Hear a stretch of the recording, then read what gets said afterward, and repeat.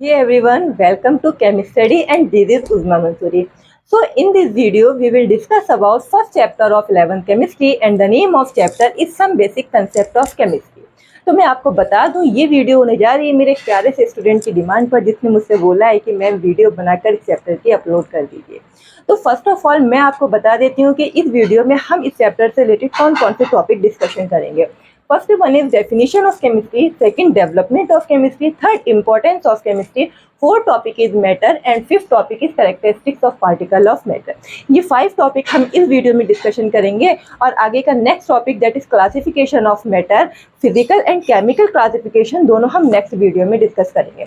तो first one है हमारा डेफिनेशन। चलिए फटाफट से देखते हैं कि डेफिनेशन केमिस्ट्री की क्या बोलती है। भाई केमिस्ट्री साइंस की वो ब्रांच है, केमिस्ट्री साइंस की वो ब्रांच है जिसमें हम किसी मैटर की प्रिपरेशन, प्रॉपर्टीज, कंपोजिशन, स्ट्रक्चर और उस मैटर से रिलेटेड रिएक्शन की स्टडी करते हैं। साइंस की ऐसी ब्रांच को ही हम क्या बोलते हैं, केमिस्ट्री बोलते हैं। तो बेसिकली अगर हम देखें तो हम preparation, properties, composition, structure and reaction ये सब हम किसका पढ़ रहे हैं, मैटर का डिस्कस कर रहे हैं। यानी कि बेसिकली केमिस्ट्री के अंदर हम क्या डिस्कस करते हैं, मैटर डिस्कस करते हैं। और मैटर हमारा 2 थिंग्स से मिलकर बनता है। First one is atom and second is molecule. Chemistry के अंदर बेसिकली हम किसे पढ़ते हैं, मैटर को, और मैटर हमारा बनता है एटम एंड मॉलिक्यूल से। इसीलिए यही रीज़न है कि केमिस्ट्री को हम बोलते हैं it is the science of atom and molecule. तो ये तो थी हमारी डेफिनेशन ऑफ केमिस्ट्री जिसमें हम किसी मैटर की प्रिपरेशन, प्रॉपर्टीज, कंपोजिशन, स्ट्रक्चर और उससे रिलेटेड रिएक्शन की स्टडी करते हैं। उसी को ही हम क्या बोलते हैं, केमिस्ट्री। नेक्स्ट टॉपिक आता है हमारा डेवलपमेंट ऑफ केमिस्ट्री। तो बात आती है ये कि इतना इंटरेस्टिंग सब्जेक्ट केमिस्ट्री, उसका डेवलपमेंट कब हुआ था। तो डेवलपमेंट की अगर हम बात करें तो ये बात है 1300 टू 1600 सी। अब सी का मीनिंग क्या होता है, बहुत सिंपल। सी मीन्स होता है कॉमन और ई का मीन्स होता है इरा। ये बात है तब की जब 1300 टू 1600 कॉमन इरा की बात है, जब केमिस्ट्री का डेवलपमेंट हो गया था। बट उस टाइम केमिस्ट्री उतनी डेवलप नहीं थी जितनी हम आज की डेट में डेवलप पढ़ते हैं। तो जैसे जैसे टाइम बीता केमिस्ट्री ने अपडेट होना शुरू हुआ और धीरे धीरे सब कुछ सॉल्व होना, अच्छा होना स्टार्ट हुआ। और फाइनली 18th सेंचुरी में, विच सेंचुरी, 18th सेंचुरी में मॉडर्न केमिस्ट्री ने अपना शेप ले लिया। यानी कि जो हमारी मॉडर्न केमिस्ट्री है वो कौन सी सेंचुरी में आ गई थी, 18th सेंचुरी में आ गई थी। जबकि केमिस्ट्री का जो बेसिक डेवलपमेंट था वो 1300 टू 1600 सी यानी कि कॉमन इरा में हुआ था। तो ये तो थे हमारे टॉपिक जिसमें हमने development and definition of chemistry देखा। इसे आप नोट कर लीजिए, फिर हम स्टार्ट करेंगे इंपॉर्टेंस ऑफ केमिस्ट्री। तो चलिए स्टार्ट करते हैं next topic that is importance of chemistry. यहाँ मैंने केमिस्ट्री के कुछ इंपॉर्टेंस लिख दिए हैं इसलिए कि अगर आपको नोट्स बनाने हैं तो आप साथ साथ नोट्स बनाते चले। तो अगर हम केमिस्ट्री के इंपॉर्टेंस की बात करें तो केमिस्ट्री साइंस की वो ब्रांच है जहाँ पे जिसका बहुत ज़्यादा यूज़ होता है, बहुत सारी चीज़ को मैन्युफैक्चर करने में, बहुत सारी चीज़ को शेप देने में, डिज़ाइन करने में, किसी चीज़ को पॉलिश देने में, किसी चीज़ पे शाइनिंग लाने में, बहुत सारे फील्ड में केमिस्ट्री का यूज़ होता है। तो स्टार्ट करते हैं कि क्या क्या यूज़ होता है। देखिए मैंने फर्स्ट में लिखा है मैन्युफैक्चर ऑफ फर्टिलाइज़र। केमिस्ट्री का यूज़ हम किसका मैन्युफैक्चर में कर रहे हैं, फर्टिलाइज़र के लिए, ड्रग्स के लिए कर रहे हैं, सोप्स का करते हैं, सॉल्ट का करते हैं, डाइस का करते हैं, एलॉयज का करते हैं एंड बहुत सारे other organic and inorganic chemicals, इन सब का मैन्युफैक्चर हम किसके अंदर करते हैं, केमिस्ट्री हमें ये सब चीज़ें प्रोवाइड कराती है। ठीक, नेक्स्ट है हमारा सिंथेसिस पॉलीमर। पॉलीमर का सिंथेसिस भी हमें कौन कराती है, केमिस्ट्री कराती है। आज की डेट में पॉलीमर्स कितने ज़्यादा इंपॉर्टेंट है, जैसे आपको पता है नायलॉन हो गया, नायलॉन 6 हो गया, पॉलीथीन हो गई, पेन हो गया, बहुत सारे पॉलीमर्स ऐसे हैं, बेकेलाइट हो गया। तो ये सारे ऐसे पॉलीमर्स हैं जो हमारे लिए बहुत ज़्यादा यूज़फुल होते हैं और इन सभी पॉलीमर का सिंथेसिस हमें कौन देती है, केमिस्ट्री देती है। उसके अलावा मैं आपको बता दूं जो केमिस्ट्री होती है, केमिस्ट्री ने बहुत सारी ड्रग्स का भी यूज़ फॉर्मेशन किया है। तो यहाँ पे कुछ ड्रग्स हमारी ऐसी हैं, अच्छा ये ड्रग्स हमारी वो ड्रग्स नहीं होती हैं, ये ड्रग्स हमारी होती हैं मेडिसिन में काम आने वाली ड्रग्स, जो कहीं ना कहीं किसका काम करती हैं, मेडिसिन का काम करती हैं। तो इसमें से हमारी स्टार्टिंग की 2 ड्रग्स हैं, सिस्प्लेटिन एंड टैक्सोल। ये दोनों वो ड्रग्स हैं जो कैंसर पेशेंट यानी कि कैंसर के जो पेशेंट होते हैं उनको थेरेपी देने में काम आती हैं। कौन कौन से?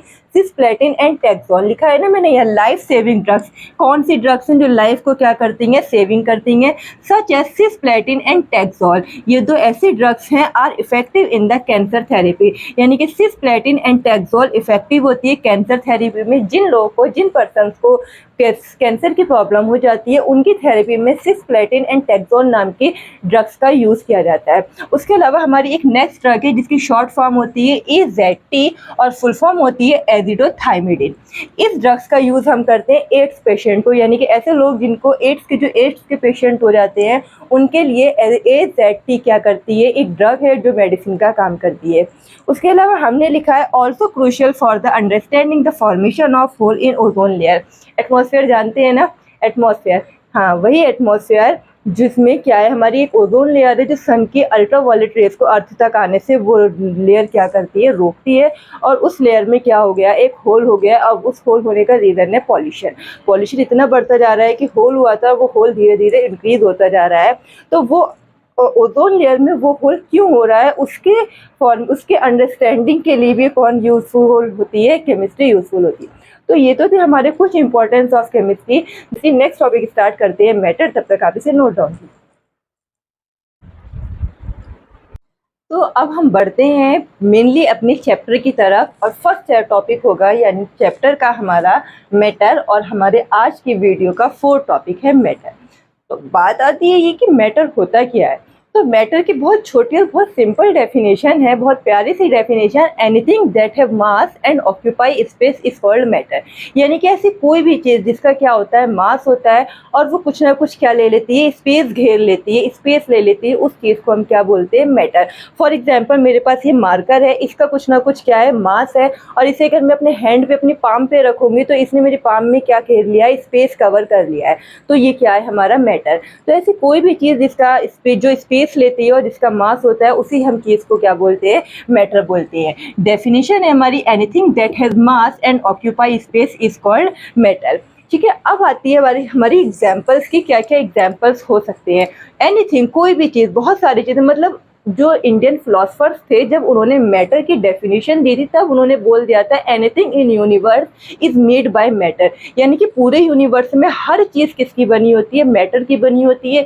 तो अब मैं यहाँ हर चीज़ के तो एग्जाम्पल्स नहीं लिख सकती, बट मैंने कुछ एग्जाम्पल्स कवर करने की कोशिश की है, छोटे से छोटे लेकर बड़े से बड़े तक। यहाँ ज़रा नोटिस कीजिए, मैंने एग्जाम्पल लिखा है मैटर का। बुक भाई मास होता है, टेबल पे रख दो, टेबल पे घर इसने स्पेस कवर कर लेती है, बैग में रखेंगे बैग का स्पेस कवर कर लेती है, पेन हमारा मैटर है, एयर भी मैटर है, ट्रीज भी मैटर है। भाई कितना मास होता है ना, और फिर जिस जगह में लगा होता है, चाहे फिर वो हमारे पॉट में लगा हो या अर्थ में हमने लगाया हो, स्पेस कवर करता है। माउंटेन भी हमारे क्या होते हैं? मैटर होते हैं, क्योंकि स्पेस लेते हैं अर्थ का। स्टोन्स यानी कि पत्थर भी क्या होते हैं? हमारे मैटर होते हैं। Even a drop of water, यानी कि पानी की एक बूंद हमारी बुक पे गिर गई, हमारी टेबल पे गिर गई, फर्श पर गिर गई, पानी की एक बूंद भी क्या होती है? हमारी वाटर, सॉरी मैटर होती है। And even a particle of sand, यानी कि जो आपका सैंड होता है, रेत का एक सिंगल पार्टिकल भी क्या होता है? मैटर। तो आप यहाँ नोटिस कर सकते हैं कि मैंने छोटे से लेकर बड़ी तक चीज़ तक इंक्लूड किया है। ड्रॉप ऑफ वाटर, पानी की एक बूंद, पार्टिकल ऑफ सैंड, सैंड का एक पार्टिकल से लेकर मैंने माउंटेन तक में मैटर के क्या कवर कर दिए? एग्जाम्पल्स को कवर कर दिया है। ठीक, तो ये तो थी हमारी मैटर की डेफिनेशन और उसके कुछ एग्जाम्पल्स। अब बात आती है, नेक्स्ट टॉपिक है characteristics of particle of matter.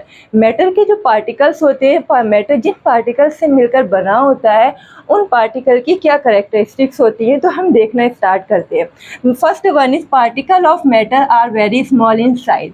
यानी कि जो मैटर के पार्टिकल्स होते हैं, जो पार्टिकल्स आपस में मिलकर मैटर को बनाते हैं, वो कैसे होते हैं? साइज में बहुत ज़्यादा क्या होते हैं? वेरी वेरी स्मॉल होते हैं। ठीक, नेक्स्ट है हमारा particle of matter have space between their.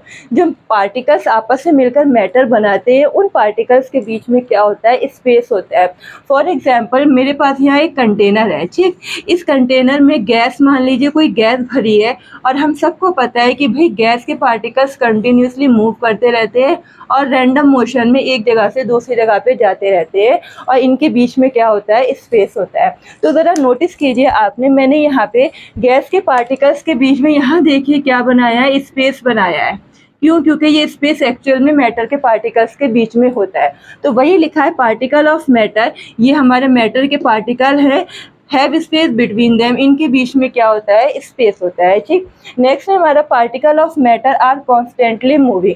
जो मैटर के पार्टिकल्स होते हैं वो कॉन्स्टेंटली क्या करते रहते हैं? मूव करते रहते हैं, मतलब एक जगह से दूसरी जगह पे मूव करते रहते हैं, कभी भी मतलब स्टॉप पोजीशन पे एक जगह पे नहीं रहते, कंटिन्यूसली क्या करते रहते हैं? मूव करते रहते हैं। नेक्स्ट है हमारा particle of matter are attract to each other. जिस समय मैटर के पार्टिकल मूव कर रहे होते हैं उस समय वो एक दूसरे से क्या होते हैं? अट्रैक्ट होते हैं। तो वही लिखा है मैटर के जो पार्टिकल्स होते हैं अट्रैक्ट टू ईच अदर, एक दूसरे से अट्रैक्ट होते हैं। लास्ट वाला फिफ्थ वाला जो हमारा पॉइंट है, मोस्ट इंपॉर्टेंट पॉइंट है, क्या लिखा है इसमें मैंने? On increasing temperature kinetic energy of particle is increase. इस बात का क्या मीनिंग हुआ कि जब हम टेम्परेचर इंक्रीज करेंगे तो जो मैटर के पार्टिकल्स होते हैं उनकी काइनेटिक एनर्जी क्या हो जाती है? इंक्रीज। इसे हम समझेंगे कि एग्जांपल से। विंटर सीजन में पानी गर्म किया है फ्राई पैन में, हाँ, तो जब हम पानी को, वाटर को एक फ्राई पैन में लेकर गैस पे रखते हैं, अभी हमने गैस ऑन नहीं की तो आपने देखा होगा पानी एकदम शांत होता है।